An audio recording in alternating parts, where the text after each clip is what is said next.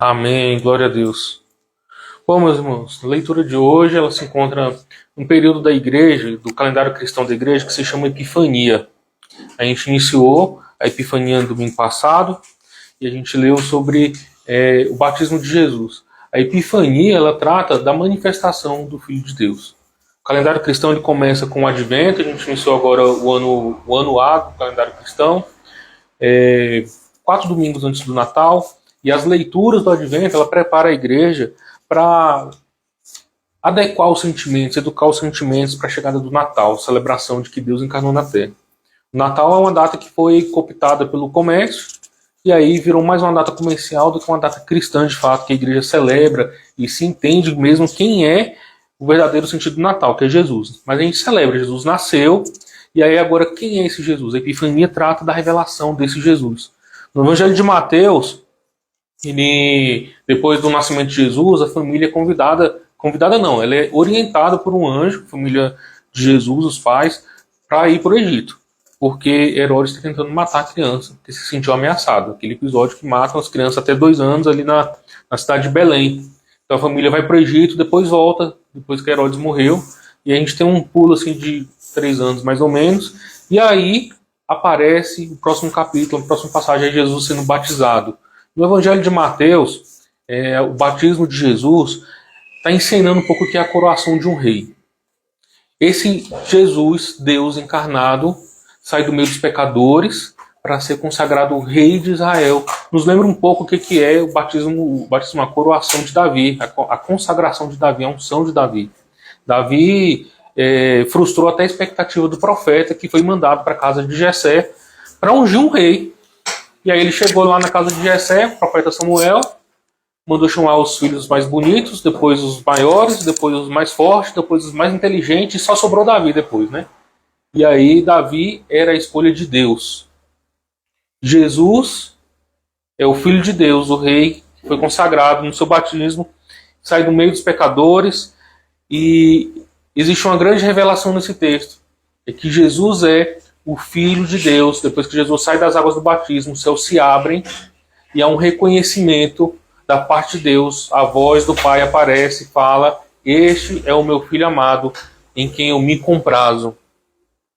Então, a revelação de Jesus como Filho de Deus faz parte desse momento de a gente entender a quem nós celebramos no Natal, a quem nós reconhecemos que foi encarnado. Jesus, por muito tempo, esteve na opulência, viveu assim, uma vida humana normal. A gente não sabe o que aconteceu antes do batismo de Jesus. A gente sabe que ele foi humano, 100% humano, viveu uma vida humana, teve dor de barriga, passou raiva com parente, aprendeu uma profissão, deveria ter comida favorita, deveria ter música favorita. Jesus foi humano, e isso basta para a gente saber que antes de Jesus ser consagrado como rei de Israel no seu batismo, ele viveu uma vida plenamente humana.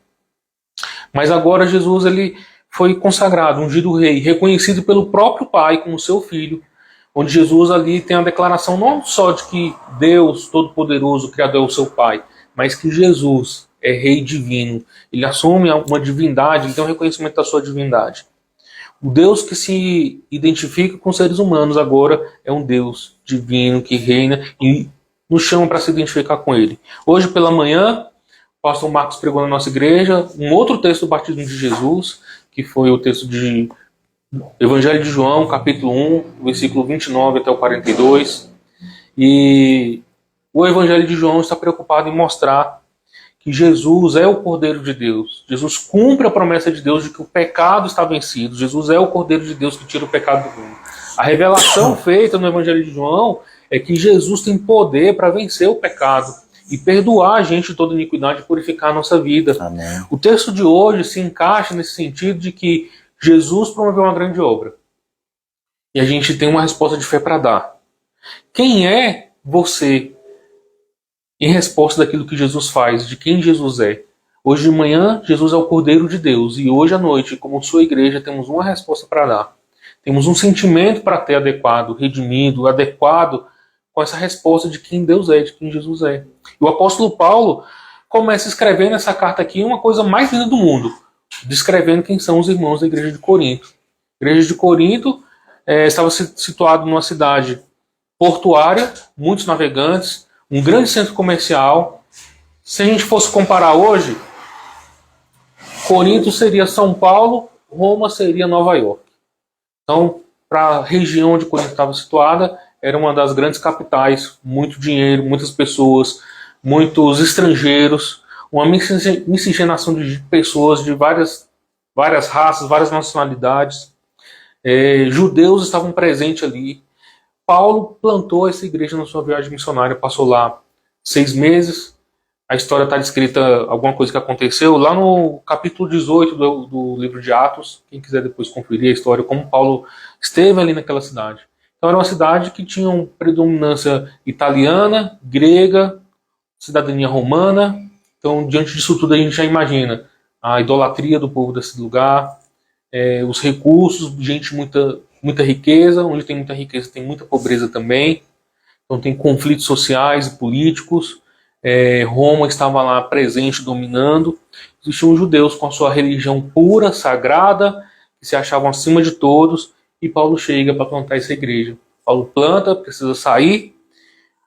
Algum tempo depois ele envia uma carta. Essa não é a primeira carta de Paulo, mas na frente ele vai falar que recebeu relatos sobre o que está acontecendo na igreja de Corinto, de uma família da igreja. E aí ele escreve essa carta aqui, e ele começa com essa bela descrição de quem é a igreja que está lá presente. Essa introdução aqui nos faz querer fazer parte dessa igreja, né? Não é, pastor? Ô declaração bonita. Que igreja massa é essa aqui, a igreja de Corinto, quando Paulo começa a falar sobre pessoas que foram chamadas por Deus. A igreja em Corinto é uma igreja que, você vai ler o desenvolvimento da história, problemática demais. Muito problemática. Mas Paulo começa identificando quem são os irmãos dessa igreja. É uma igreja que precisa lidar com relacionamentos pessoais, precisa lidar com disciplina, com pecado, com faccionismo dentro da igreja, vários grupinhos. Mas Paulo começa falando que essa igreja é composta de pessoas que foram chamadas por Deus. E a gente precisa refletir um pouco de como que a gente vê o nosso irmão do lado, as pessoas que nos cercam, que têm comunhão com a gente no domingo. Quem é essa pessoa? Para muitos, alguém, né, a gente tem experiências aí, que para muitas pessoas vai falar assim, fulano, não, esse é problemático. Gente, Paulo está falando de pessoas problemáticas, mas ele começa falando que essas pessoas são pessoas chamadas por Deus.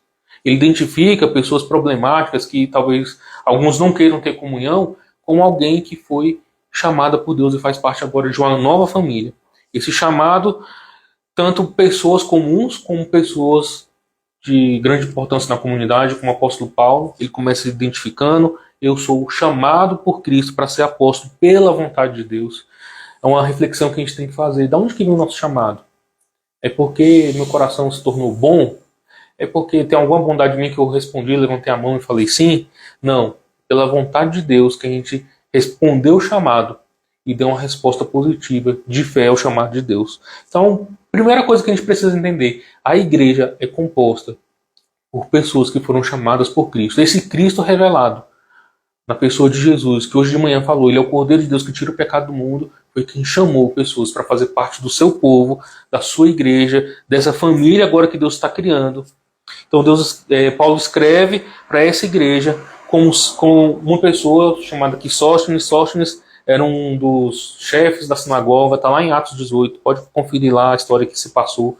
Esse rapaz foi agredido na porta do tribunal, e aí Paulo está se identificando com essas pessoas chamadas por Deus. Mas foram só chamadas?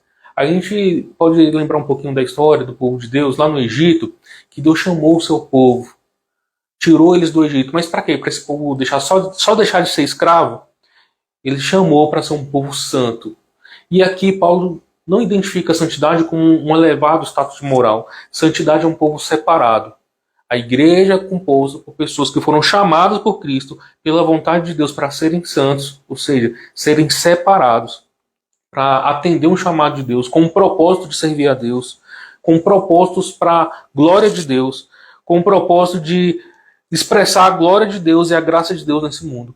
Santidade é atender um propósito que Deus determinou para a nossa vida. E não se colocar num patamar de superioridade moral ou elevação espiritual. Santidade é ser separado por Deus, para fazer a obra de Deus e atender o chamado de Deus. Então, a gente foi santificado por Cristo Jesus. Vocês foram chamados por Deus para ser seu povo santo, junto com todos aqueles. Olha só, quem é o povo santo? É só o povo que faz parte da denominação anglicana? Só o povo batista? Só o povo presbiteriano? Isso é muito importante. A gente, às vezes, assim, tá falando coisa que é óbvia, a gente já sabe disso. Mas eu já fui batista um tempo atrás, né? E aí eu lembro quando eu era pequeno, presbiteriano e batista não eram irmãos, né, pastor? Já falei isso pro senhor, né? Eram primos, falava que eram primos. Mas a gente agora está entendendo aqui que Paulo está identificando esse povo problemático como pessoas que foram chamadas por Deus para ser santo e compor uma grande nação, um grande povo, que comunga com qualquer pessoa que invoca o nome do Senhor, que se identifica com Jesus. Então, um povo santo, junto com todos aqueles que clamam o nome do Senhor Jesus, que invocam o nome do Senhor Jesus, que tem o Senhor Jesus como Senhor da sua vida, é esse povo que foi chamado e agraciado por Deus. Então, quem é que invoca o nome do Senhor? A Bíblia ensina pra gente que não é só chamar Senhor, Senhor, que vai entrar no reino dos céus, mas invocar o nome do Senhor. É invocar o nome do Senhor, entendendo quem Ele é, assumindo o senhorio de Jesus para a nossa vida, buscando nele a fonte do nosso consolo, buscando nele a fonte da nossa alegria, da nossa esperança, sabendo que Deus comanda a nossa vida em todos os aspectos. Amém. Que a gente não vive mais para nós. É muito paralelo com o que aconteceu no Egito. O povo foi liberto da escravidão, não para viver a vida do jeito que eles queriam, mas para serem servos de Deus na terra prometida. E assim o Senhor Jesus nos chama para nós sermos os seus senhores. E olha só, Deus, quando revelou seu nome a primeira vez para Moisés, no episódio da sarça ardente,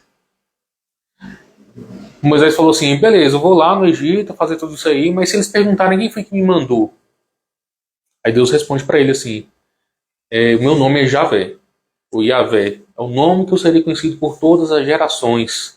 E Yavé não é exatamente um nome próprio, é um título. Ele é um Senhor soberano, Senhor sobre todas as coisas. Ele é o Senhor. E aí Deus manda Moisés dar um recado para Faraó. Fala assim, Moisés, fala para o Faraó que o Senhor, o Deus dos Hebreus, te mandou.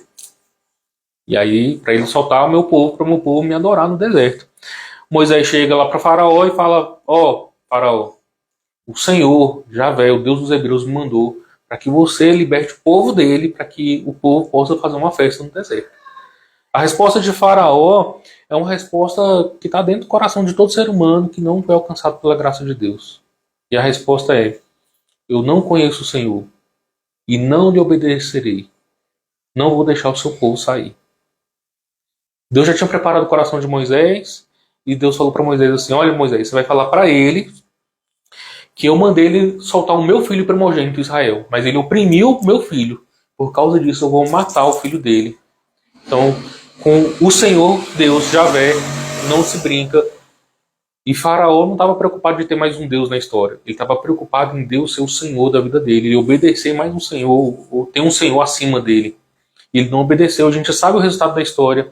Quem não se submete ao senhorio de Jesus, ao senhorio de Deus, encontra morte e destruição. Essa é um ensaio do que é a história da humanidade. A gente vai chegar um dia que todo mundo vai ter que se apresentar diante do tribunal de Jesus. E aqueles que não se submeteram ao seu senhorio, ao seu chamado, não responderam com fé, vão encontrar morte eterna e destruição para suas vidas. Agora, Deus não tem só um nome, um título, Javé, Senhor. Deus tem um nome pessoal, Jesus. Jesus é Deus revelado, assim como a gente aprendeu nessa manhã. O Senhor Jesus Cristo agora é o nosso Senhor e o Senhor deles. Então todo mundo que invocar o nome do Senhor e tem Jesus como seu Senhor faz parte dessa família, desse povo chamado, abençoado por Deus, daqueles que invocam o nome do Senhor e servem aos propósitos de Deus. Versículo 3, Paulo fala assim, que Deus, o nosso Pai, olha só como a gente pode se identificar com Jesus, a quem Deus falou assim, esse é o meu filho, e o tempo todo Jesus estava falando, o Pai me enviou, eu e o Pai somos um, Pai nosso que estás no céu, Pai, guarda estes. O Pai foi quem me deu vocês. Jesus não simplesmente recebeu uma declaração que era filho de Deus. Ele viveu como filho de Deus. E nós podemos nos identificar com esse Pai gracioso, o Deus Criador, Deus Todo-Poderoso, juntamente com o Senhor, nosso Senhor Jesus Cristo, para nos dar graça e paz. Graça, favor imerecido, coisas que a gente não pode merecer nem conquistar. As bênçãos celestiais, a salvação eterna, tudo que a gente pode encontrar nas mãos do nosso Senhor, que muda a vida do ser humano, podem vir por meio da graça de Deus, gratuitamente, graciosamente, para a nossa vida nos alcançando. E a paz, uma paz que a gente não encontra nesse mundo. O que a gente pode ver hoje nas redes sociais são pessoas buscando satisfação, buscando ter contentamento, uma saciedade, uma paz para essa sede que elas buscam, por meio da fama, por meio do dinheiro, por meio da beleza, por meio de tantas outras coisas para preencher um vazio que só Deus pode dar. Dá uma paz que só o Senhor pode dar. E paz, a gente sabe muito bem que não é ausência de conflito. Paz é a certeza que o Senhor está conosco. E Ele está guiando a nossa vida, está nos guardando. O Senhor Jesus falou assim: a minha paz os dou, não dou como o mundo dá. Mas no mundo vocês terão aflição, tenham bom ânimo, porque eu venci. É essa paz que o Senhor está nos dando. Uma paz que para esse momento é suficiente. Mas a gente vai descansar numa paz eterna, duradoura, verdadeira, onde o mal nunca mais vai nos alcançar, onde a morte não vai fazer parte dessa realidade. Pelo contrário, a morte vai morrer. Uma paz onde o mal não vai destruir as coisas que a gente ama, onde a gente não vai perder relacionamentos, uma paz onde a gente não vai perder as coisas boas que Deus criou, nem vai se contaminar com idolatria, com pecado, com outras coisas. O nosso Deus é capaz de dar essa paz pra gente. Mais na frente, o apóstolo Paulo vai falar assim, ó: sempre agradeço a meu Deus por causa de vocês, pela vida de vocês. Gente, essa igreja que no comecinho a gente achou que queria fazer parte dela, é de gente falsa, é de gente mentirosa, é de gente problemática. Nessa igreja tinha até casos de incesto. As pessoas estavam acoitando coisas que não deveriam acoitar. Era igreja de gente que era muito rica e deixava os pobres mais de lado. Era uma igreja que pessoas que tinham alguns dons espirituais se achavam muito melhores do que os outros. Era uma igreja que não queria reconhecer o apóstolo Paulo como apóstolo de Deus. Eles achavam até que Paulo não falava muito bem. São problemas que Paulo está dando, está resolvendo nessa carta aqui e na próxima carta também. Mas o apóstolo Paulo fala que dá graças a Deus pela vida dessas pessoas. E a gente é chamado para uma reflexão de relacionamento com as pessoas. Como que a gente relaciona com pessoas que a gente acha que são problemáticas? É afastando elas? Colocando essas pessoas de lado? Evitando? Ou é dando graças a Deus pela vida dessas pessoas? Porque a graça de Deus encontrou elas e Deus tem dado tudo para a igreja por meio dessas pessoas que são falhas, que são imperfeitas, mas que a gente deve se relacionar com elas como pessoas que foram achadas por Deus, chamadas por Deus, alcançadas pela graça de Deus. Gente, esse momento que a gente tem vivido do ano passado para cá, onde a política se acirrou mais fortemente, eu tive uma experiência muito negativa com um amigo que já frequentou minha casa, é um missionário, ele não vive aqui em Brasília. Daí ele me ligou, né, para saber meu posicionamento. Eu não gosto muito de dar assim, mas eu não fazia parte da visão política dele, né? Aí a resposta dele para mim foi: nossa, estou decepcionado. E eu vou para as manifestações, não sei o que e tal. Eu disse, cara, eu não vou, não condeno, assim, se quiser vai. Se você vier a Brasília e precisar de um suporte, vem à minha casa, tá aberta para você. Eu só não vou estar lá, mas se você precisar de mim, estou aqui. Porque para mim você não é um eleitor. Para mim você é meu irmão, falei com essas palavras. Mas ele não teve a capacidade de responder que eu também era irmão dele. E ele não veio na minha casa, não sei se veio a Brasília, não tivemos mais contato depois disso. O apóstolo Paulo ensina pra gente hoje uma lição poderosa. Se o Deus revelado hoje de manhã, que tira o pecado do mundo, não mudar a nossa vida, a ponto dos nossos relacionamentos serem moldados por isso, a nossa vida ser moldada pela obra de Jesus, que morreu por causa de gente problemática, limitada, de gente tóxica, será que a gente também não tem que seguir o modelo de Jesus? Será que talvez os nossos olhos é que estejam com problema de não enxergar a graça de Deus na vida de um irmão? Porque não tem ninguém perfeito. Eu não sou perfeito e alguém vai ter que lidar com as minhas imperfeições. Existem pessoas imperfeitas e eu vou ter que lidar com as imperfeições dessas pessoas. Mas cada pessoa na igreja, como o apóstolo Paulo tem falado aqui pra gente, foi capacitado por Deus, porque Deus enriqueceu a igreja com essas pessoas que foram chamadas por ele com dons. E Paulo dá graças a Deus por essas pessoas, que essas pessoas com suas capacidades gratuitas, com que Deus concede para a sua igreja, têm sido enriquecido, tem enriquecido o trabalho da igreja, tem enriquecido a expressão em todo o entendimento, em capacidades, as pessoas terem conhecimento, algo maravilhoso. A igreja se torna rica por causa da ação de cada um dos crentes. E a gente vê que o sacerdócio não é só do pastor, do apóstolo, do bispo, mas cada crente que exerce a sua vocação, o seu chamado, com os seus dons, é capacitado por Deus, uma forma graciosa que Deus dá de enriquecer o seu povo para o trabalho do seu povo, como um povo santo, separado. Tem um autor que eu li um comentário nisso, ele fala assim: eu tenho um paletó que eu uso em dias especiais. É isso que Deus está fazendo. Deus tem um povo preparado. E aí cada um tem uma ação especial, uma utilidade especial no reino de Deus. Cada pessoa, apesar dos seus problemas, das suas dificuldades, é uma pessoa vocacionada por Deus, chamada por Deus. Porque recebeu uma graça que ela não merece, nunca vai merecer. E a partir desse olhar que o apóstolo Paulo está nos apresentando hoje, a gente tem que ter o nosso entendimento moldado para ter relacionamento com pessoas que talvez não sejam da nossa ideologia política, por exemplo, mas que foi achado por Deus, agraciado por Deus. Foi uma pessoa que Deus encontrou, que Deus perdoou, que Deus amou, e a gente deve ter o mesmo sentimento que Jesus teve. O apóstolo Paulo, lá em Filipenses, no capítulo 2, vai falar assim: tenham em vocês o mesmo sentimento que teve em Jesus Cristo, que mesmo sendo Deus, assumiu a forma humana, foi obediente até a morte de cruz, e aí por causa da sua obediência, Deus o exaltou soberanamente. A obediência de Deus aos planos do Pai, se tornando humilde, foi paga com a sua exaltação. E a gente sabe que está preparado para a gente no fim dos tempos. O apóstolo Paulo fala aqui que a mensagem a respeito de Cristo firmou entre eles. E é importante a gente ver isso. Em nome de Jesus, o tempo todo está sendo falado nessa introdução aqui. São 9 versículos que a gente leu. Em 8, Senhor Jesus Cristo, pela graça de Jesus, porque todo aquele que chamar o nome do Senhor Jesus, Jesus tem que ser o centro da vida da igreja. Jesus tem que ser o motivo pelo qual a igreja existe e o caminho para o qual Deus prepara a sua igreja para viver eternamente. A palavra de Deus é que tem que estar firmada no nosso coração. E a mensagem a respeito de Cristo, de fato, se firmou entre os coríntios.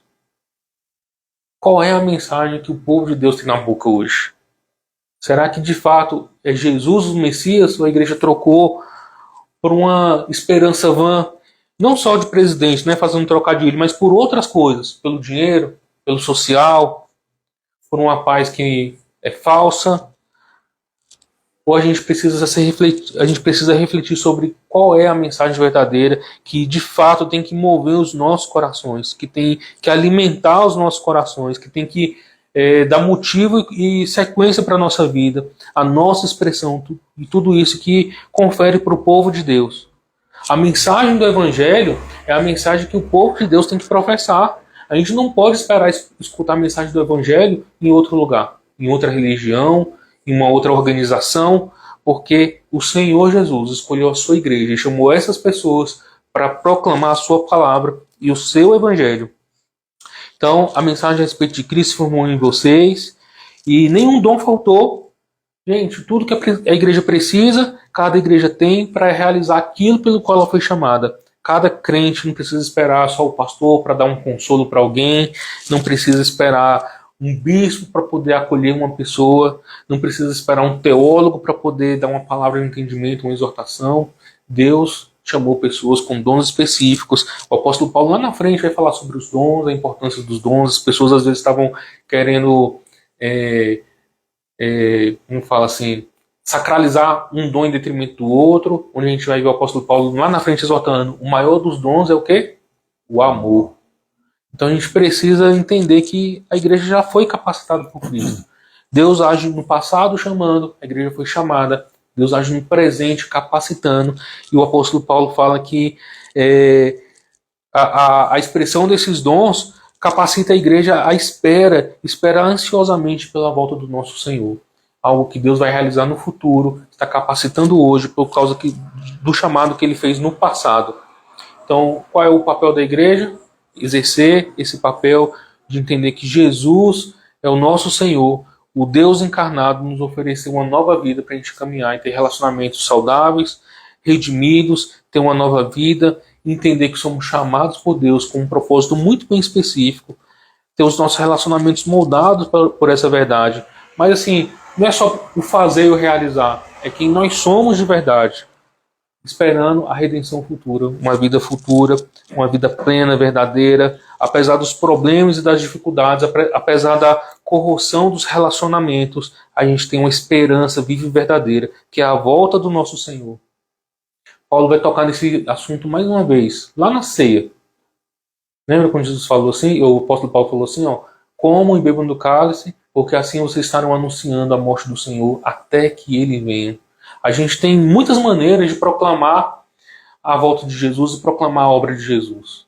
E não precisa simplesmente falar. A Santa Ceia é um momento em que a gente dá um testemunho sem palavras, a gente está testificando essa fé de saber que Jesus morreu, ressuscitou e ele vai voltar para nos buscar. Essa fé tem que moldar os nossos relacionamentos como igreja. A gente precisa estar em comunhão. Paulo exorta muito bem isso na ceia lá. Quem comer e beber indignamente, sem discernir o corpo de Cristo, come e bebe para sua própria condenação. Gente, parece que tem pessoas que não entendem muito bem esse texto e falam assim, não posso comer porque tem pecado e tal. Tem alguém sem pecado para tomar ceia? Não existe, né? Então, sem discernir o corpo de Cristo, o que estava acontecendo? Facção no meio da igreja. Às vezes os que moravam mais longe eram mais pobres, chegavam no dia da igreja para comer, já tinha acabado a comida, porque os mais importantes, os mais ricos, os mais privilegiados já tinham sido servidos com toda a honraria, né? E as pessoas menos privilegiadas da igreja, pessoas que foram chamadas por Deus, agraciados, não estavam tendo a mesma oportunidade. O apóstolo Paulo está mostrando para a gente aqui, que apesar de tudo isso, Deus estava trabalhando no meio da igreja, concedendo capacidade, força, estava firmando eles na palavra, Deus estava também mantendo eles firmes, e a gente precisa entender também essa questão de se manter firme na fé. Vem dificuldades, vem problemas, o pecado atormenta a gente, mas a gente permanece firme no Senhor. A Bíblia fala que a vereda do justo é como a luz da aurora, que vai brilhando mais e mais, até ser dia perfeito. A gente é um projeto de construção que Deus está realizando a sua boa obra e vai completar até o dia final. Todos os dias a gente precisa buscar do Senhor uma evolução da nossa vida, da nossa espiritualidade, mas tudo isso já é uma obra de Deus de manter a gente firme. Isso não é mérito nosso, não é porque eu oro demais, não é porque eu sei a Bíblia demais, que eu pertenço a uma denominação tal, ou sigo as doutrinas tais. É porque Jesus, o Deus encarnado, opera na nossa vida, deixando a gente firme, permanecendo firmes até o dia que ele vai voltar para nos buscar. Deus, aquele que é fiel, olha só que maravilha, gente. Se a gente precisa de fidelidade na vida, segurança para poder lançar a nossa expectativa, a gente pode encontrar em Deus. Deus é fiel. A vida de Jesus e a encarnação de Jesus mostra que Deus cumpre cada uma das suas promessas. Ele realiza suas promessas e ele é fiel. Ele não muda, ele não acorda azedo. Deus não fica azedado porque eu pisei na bola, eu não peguei Deus de surpresa, mas o Senhor permanece fiel. Deus, o nosso Pai, ele é fiel e ele nos convidou a ter comunhão com ele na pessoa de Jesus. Glória a Deus. Senhor Jesus Cristo, o Filho de Deus, o nosso Senhor, nos oferece um modelo de vida redimido. Esse Deus que capacita pessoas, que chamou para a sua obra, o Deus encarnado, faz essa obra na nossa vida. Ele olha para a gente assim, ele não olha a partir dos nossos defeitos, Jesus não olha a partir das nossas limitações, não olha a partir das nossas falhas, dos nossos tropeços. E o apóstolo Paulo fala que a gente também deve ser assim. O comportamento de Paulo nessa primeira carta parece irônico, porque a gente vai ver no decorrer da carta que é só problema, é só dor de cabeça, não é, pastor? A igreja hoje também é assim, pessoas problemáticas, pessoas que pensam de um jeito, pessoas que têm uma criação diferente, pessoas que têm uma crença diferente, pessoas que têm ideologia cultural, política, sociológica diferente, mas isso não une a gente. Isso não é a parte que torna a gente comum, irmãos, e que une a gente é a obra do Senhor Jesus Cristo. Amém. Que a nossa vida seja moldada por isso. A gente precisa prestar atenção. Às vezes a gente quer uma igreja grande, massa, muitas coisas boas, planos para a igreja, mas não entende que devemos dar graças a Deus pelas pessoas que Deus chamou, apesar das suas dificuldades, apesar das suas limitações, apesar das encrencas que Ele pode trazer, né? Que podem ser muitas, visto como problemas para muitas pessoas, mas são pessoas que foram achadas pela graça de Deus, que Deus amou, que Deus separou para a sua boa obra, que Deus santificou e guardou na sua mão para aquele grande dia. Deus abençoe as nossas vidas, que o Senhor conduza as nossas vidas para entender esse tipo de relacionamento a partir da obra de Jesus, não a partir dos nossos sentimentos, não a partir daquilo que a gente acha, das nossas crenças pessoais, das nossas predileções de pessoas ou de pensamentos de filosofia, mas pelo que Deus faz e pelo que Deus é. E Jesus, o nosso Senhor, nosso Deus, nosso Rei, governe e reine na nossa vida. Em nome de Jesus. Amém? Amém. Vamos colocar de pé. Pode falar, pastor. Vai orar? Orar. Então, vai. Vou orar então? Depois eu vou dar a bênção na saúde, tá? Ah, tá. Pai, nós te louvamos pelo dia de hoje. Obrigado, agradecemos ao Pai amado pela tua graça derramada. Dou graças ao Senhor, Deus, pela Igreja Anglicana de Brasília e todo o teu povo santo que se reúne conosco, juntamente com todos aqueles que o Senhor chamou e invocam o teu nome, independente da placa, Pai amado. Queremos pedir, Deus, o teu Espírito Santo sobre a nossa vida, Pai amado, para nos fortalecer, empoderar e colocar os teus ensinamentos em prática, Senhor. Que a gente tenha o olhar redimido, Pai amado, para olhar o nosso irmão a partir da tua ótica, Deus. Do Senhor que chama, que santifica, do Senhor que fortalece, um Deus que governa a vida dos seus santos, um Deus que reúne para si.